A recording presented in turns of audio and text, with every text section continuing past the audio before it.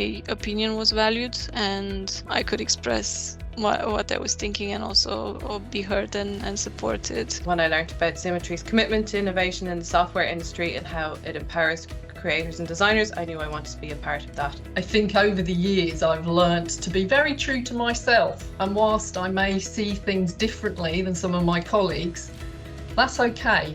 My years with Symmetry has been one long, exciting journey. Hard work, but also very developing and a fun ride. I would estimate 99% of my meetings to be towards men. And so far I haven't met any negativity about that.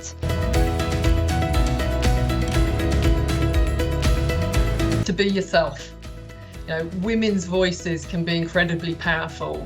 We think differently, we look at issues in a different way, and that is great. I think it's important to remember that you have the same skills, you have the same professional training as all of the men that are in that sector. To be confident and to be aware of the positive change they bring to the field and that they deserve to be there.